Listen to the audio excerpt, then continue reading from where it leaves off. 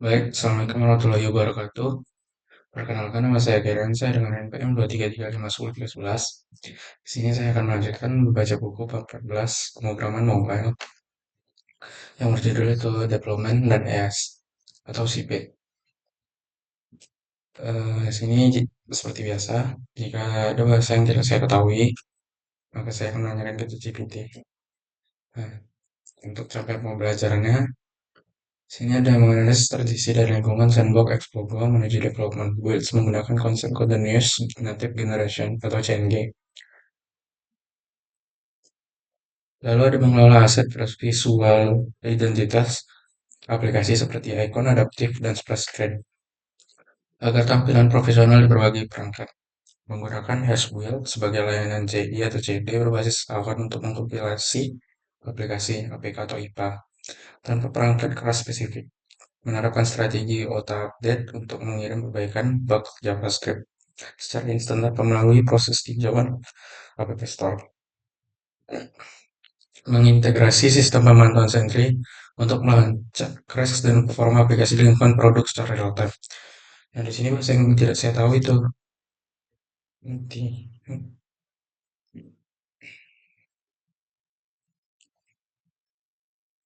benar.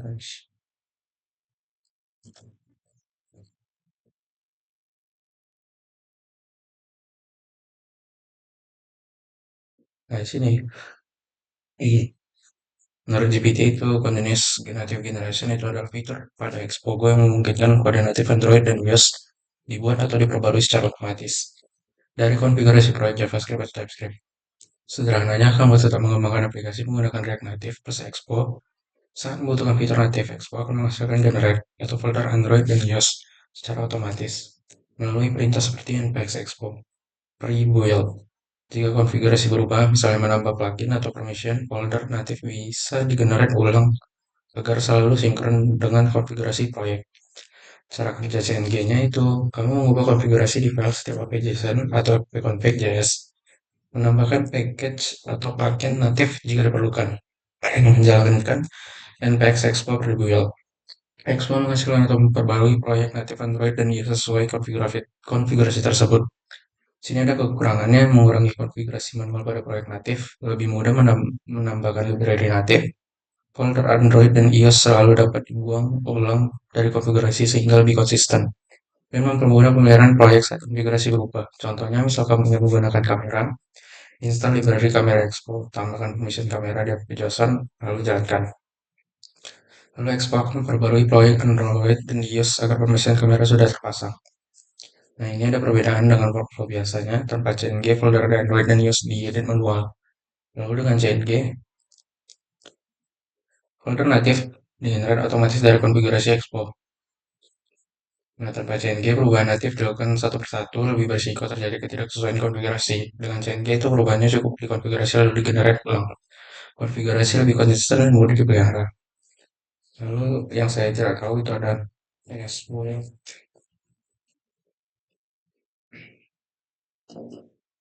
Nah, kalau Expo Build ini Expo Application Service Build, itu singkatannya. Adalah layanan dari Expo yang digunakan untuk membuat build aplikasi Android dan iOS di cloud tanpa harus melakukan proses build di komputer sendiri. Sederhananya, YesBuild mengkompilasi compile proyek React Native atau Expo menjadi file aplikasi yang siap dipasangkan atau dipublikasikan seperti Android, APK, atau .abb. Lalu di iOS ada IPA. Cara kerja ES-nya, kamu selesai membuat aplikasi, login ke akun Expo, jalankan perintah ESBuild. Kode proyek diunggah ke server Expo. Server Expo melakukan proses build. Setelah selesai, kamu mendapatkan link untuk mengunduh hasil build.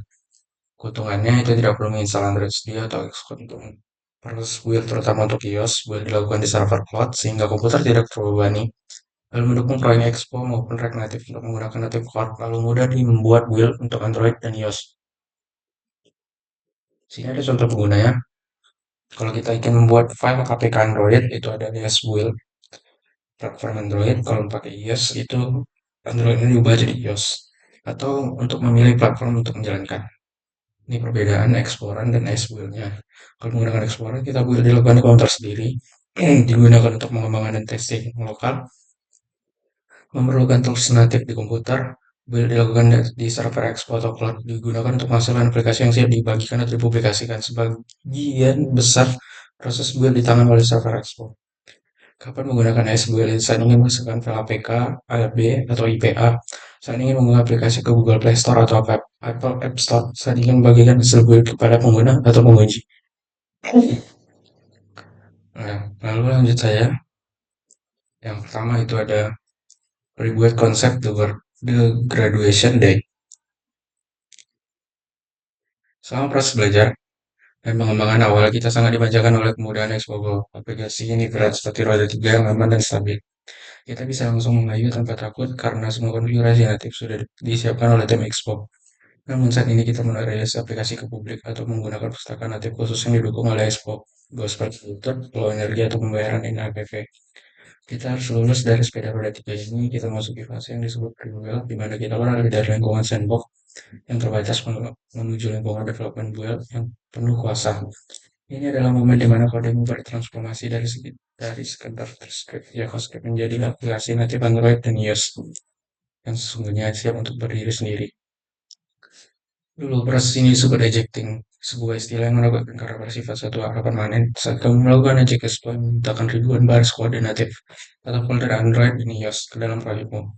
Dan kamu harus merawatnya sendiri selamanya. Jika ada update track natif baru, kamu harus mengedit file, Gradle, atau preport file secara manual yang seringkali berujung pada konflik error dan error yang membuat frustasi. Untungnya era kelam ini sudah berakhir. Sekarang kita menggunakan pendekatan modern yang disebut Continuous Native Generation atau CNG. Nah, CNG tadi sudah kita bahas ya. Ini ada filosofi CNG yang sangat sederhana namun revolusioner. Jangan pernah menyentuh kode natif jika tidak terpaksa. Dalam pendekatan ini, folder Android dan iOS dianggap sebagai folder sampah, disposable yang bisa dihapus dibuat ulang kapan saja. Sumber kebenaran source software. Konfigurasi aplikasimu tetap berada di app.json dan package.json. Ketika kamu menjalankan perintah package expo rebuild, expo akan membaca konfigurasimu dan secara otomatis menggenerate alternatif yang segar dan terkonfigurasi dengan sempurna. Ini menjaga proyekmu tetap bersih, ringan, dan mudah diperbarui karena kamu tidak perlu memelihara kode natif yang rumit secara manual. Transisi ke development build juga mengubah cara kita menjalankan aplikasi di emulator atau HP fisik. Kita tidak lagi membuka aplikasi Expo yang berwarna putih, melainkan kita menginstal versi khusus dari aplikasi itu sendiri yang memiliki kemampuan debuggy. Aplikasi ini sering disebut Expo Dev Client, bertindak sebagai wadah custom yang berisi semua pustaka natif spesifik untuk proyekmu dengan menggunakan Dev Client. Kamu mendapatkan kebebasan penuh layaknya pengembangan natif murni, tetapi tetap menikmati pengalaman pengembangan JavaScript yang cepat, fast refresh, dan nyaman. Penting untuk dicatat bahwa penggunaan CNG sangat bergantung pada config plugins. Jika kamu menginstal pustaka yang membutuhkan izin kamera, kamu tidak perlu menyediakan Android Manifest dan XML secara manual. Sebaliknya, pustaka tersebut biasanya menyediakan plugin yang akan menyuntikkan izin tersebut secara otomatis tanpa prebuild. Ekosistem ini akan membuat integrasi fitur natif menjadi sangat modular dan aman. Kamu bisa menambahkan atau menghapus fitur natif dan mudah mendapatkan versi konfigurasi JSON. Biarkan mesin CNG melakukan pekerjaan kotoran. Jadi jangan takut untuk meninggalkan kenyamanan Expo Langkah ini adalah tanda bahwa aplikasimu sudah dewasa dan siap menghadapi dunia nyata. Rebuild akan lagi momok yang menatut Rebuild bukan lagi momok yang menakutkan, melainkan standar instruksi untuk menjaga kesehatan proyek jangka panjang dengan CNG. Dengan CNG, kita mendapatkan kekuatan native tanpa beban pemeliharaan natif. Ini adalah keseimbangan sempurna yang didambakan oleh setiap mobile engineer modern. Lalu yang kedua itu ada app icons dan splash screen. Dress to impress. Sebagus apapun kode di balik layar, pengguna akan menilai buruknya di sampelnya. Di dalam konteks aplikasi mobil sampel itu adalah pakai icon dan splash screen. Icon aplikasi adalah elemen visual pertama yang dilihat pengguna di toko aplikasi dan di layar beranda mereka. Icon yang buram, tidak proporsional, atau terlihat amatir akan menurunkan kepercayaan pengguna secara instan selama mereka bahkan membuka aplikasimu. Direct Native dengan Expo itu tidak perlu membuat 20 ukuran icon yang berbeda secara manual untuk setiap jenis iPhone dan Android. Expo menyediakan mekanisme konfigurasi aset yang cerdas di app.json yang akan memproses suatu gambar berkualitas tinggi menjadi berbagai ukuran yang dibutuhkan sistem operasi. Namun, tantangan terbesar pada ekosistem Android memiliki fitur adaptif. Icon sejak Android 8, icon tidak hanya berbentuk kotak atau bulat menjadi kotak, tim tumpul squirrel sesuai tema HP pengguna. Jika kamu menyediakan Jika kamu menyediakan suatu gambar PNG transparan, bisa ikonmu mungkin akan terlihat aneh dengan latar belakang putih paksa yang terpotong bagian sudutnya. Oleh karena itu, mendesain ikon adaptif yang memisahkan logo utama dari warna latarnya adalah syarat mutlak untuk terlihat profesional di Android. Selain ikon splash screen adalah layar pembuka yang muncul selama beberapa detik. Saat aplikasi sedang membuat JavaScript, bundle ke memori banyak pemula mengabaikan layar ini yang membiarkan default logo Expo putih yang berteriak. Saya dibuat dengan template garisan splash screen kit. Baik haruslah merupakan clean stimulus dari ikon aplikasi. Dari ikon aplikasi menciptakan transisi visual yang halus dan menu yang utama ke dalam aplikasi Expo menyediakan pustaka Expo Splash. Screen yang memungkinkan kita mengontrol perilaku layar ini seperti mana agar tetap muncul sampai data awal selesai diambil dari IPM, mencegah pengguna melihat layar putih kosong atau blank screen yang membingungkan. Konfigurasi proyek resist mode pada splash screen juga sangat krusial karena pas variasi rasio layar HP yang menggila-gilaan. Mulai dari kontak HP hingga layar lipat yang sangat panjang. Mode konten ini membersihkan logomu terlihat utuh tapi mungkin menyisakan ruang kosong di pinggir, sedangkan mode cover akan memenuhi seluruh layar tetapi berisiko memotong bagian tepi logomu. Strategi desain terbaik adalah membuat logo splash screen yang memilih ruang aman. Safe space yang cukup luas di sekelilingnya, jangan menaruh teks penting di pinggir gambar splash screen, karena hampir pasti akan terpotong beberapa perangkat. Jangan lupa tentang dark mode, aplikasi modern diharapkan bisa menyesuaikan diri dengan preferensi utama sistem.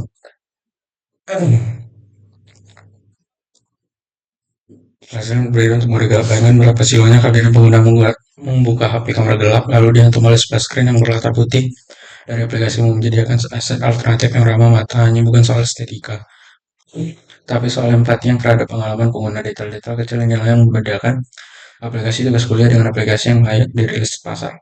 Mengelola aset visual ini memungkinkan terasa seperti pekerja desainer bukan programmer, namun sebagai full stack mobile developer, kamu bertanggung jawab atas produk akhir yang utuh.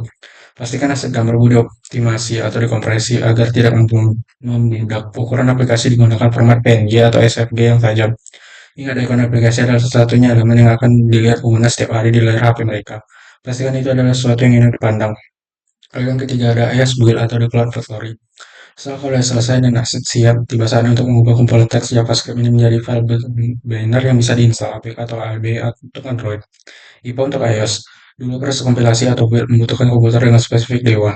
Untuk membuat aplikasi iOS, kamu wajib memiliki komputer Mac. Pengguna Windows dan Linux hanya bisa gigit jari untuk meminjam laptop teman.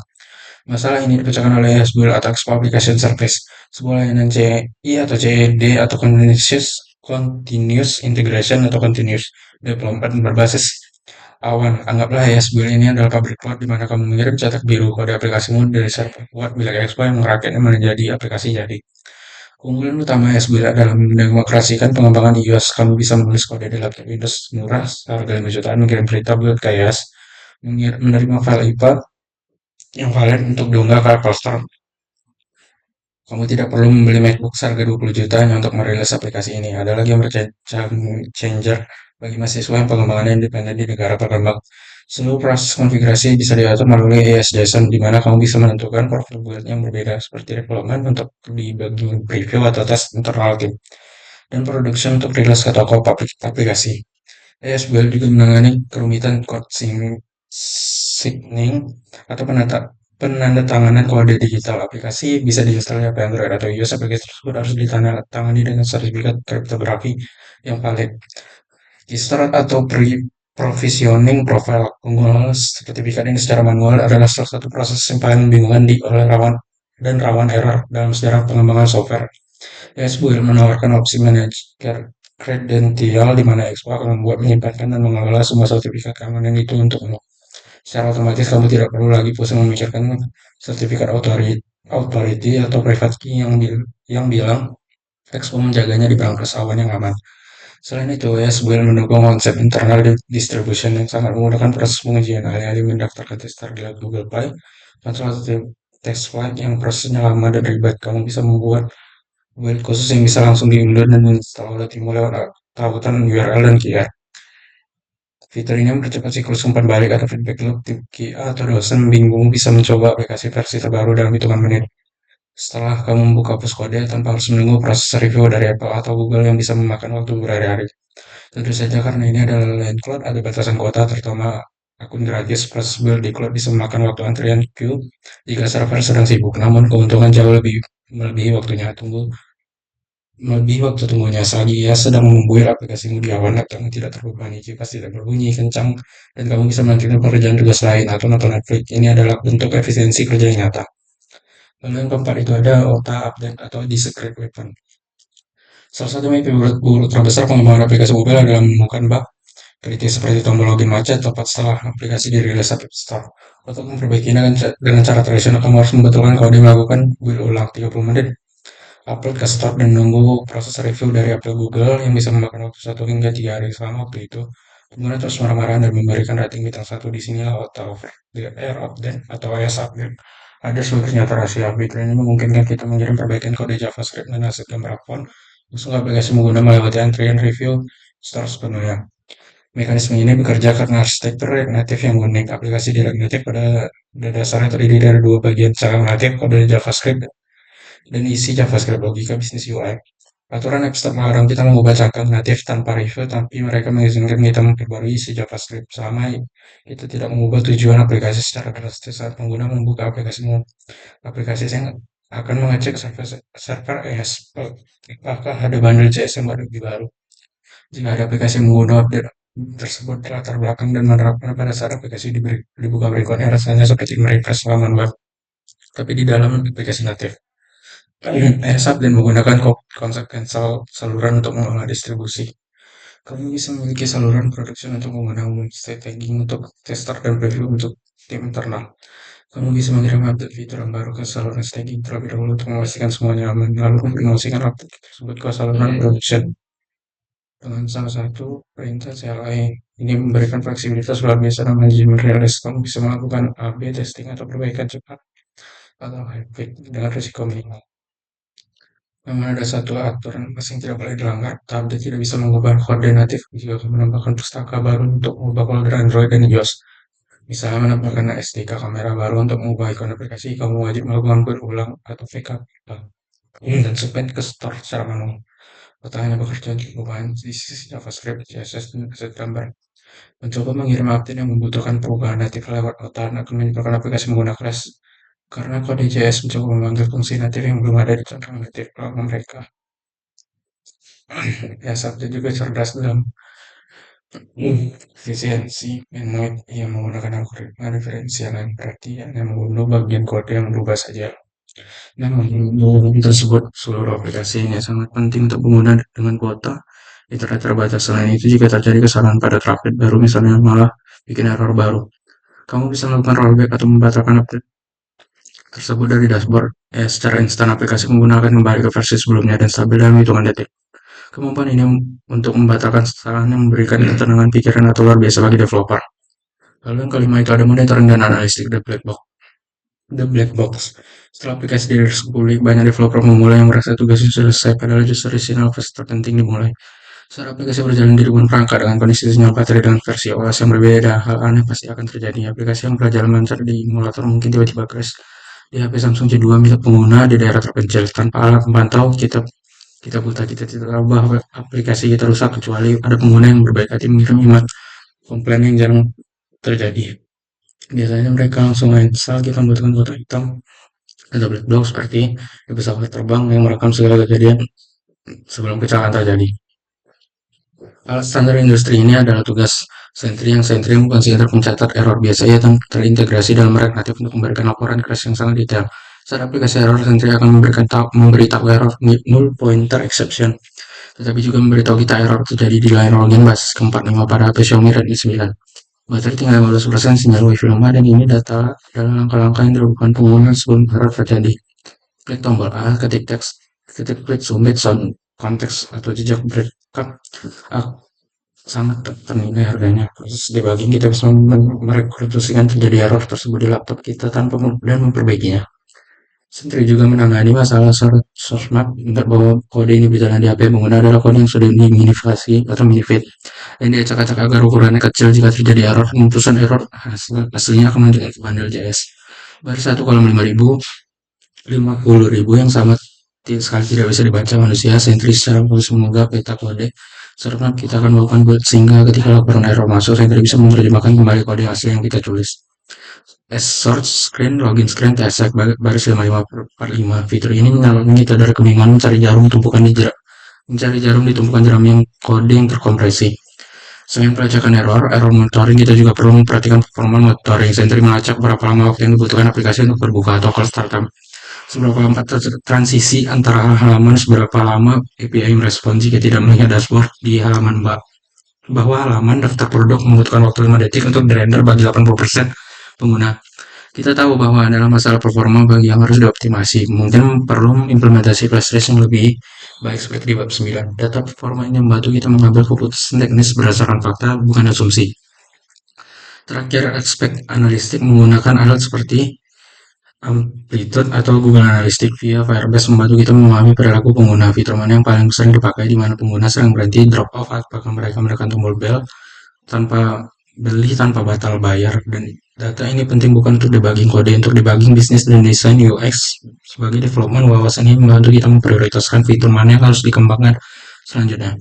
Jika tidak ada yang membuka halaman pengaturan, mungkin kita tidak perlu menghabiskan waktu seminggu untuk mempercantik halaman tersebut. Memasang alat monitoring seperti Sentry adalah bentuk tanggung jawab profesional yang menunjukkan bahwa kamu peduli dengan kualitas pengalaman pengguna. Bahkan setelah aplikasi meninggalkan laptopmu, siklus pengembangan modern adalah kode build, sip, monitor, fix, repeat. Tanpa fase monitor, siklus itu terputus dan kamu tidak akan pernah bisa membuat aplikasi yang benar-benar stabil dan sukses. Jadikan notifikasi Sentry sebagai sahabatmu yang jujur untuk memberitahumu saat ada salah sebelum bos atau dosen yang menemukannya. Mungkin sekian yang dapat saya sampaikan. Mohon maaf jika ada kekurangan. Wabillahi taufiq wal hidayah. Wassalamualaikum warahmatullahi wabarakatuh.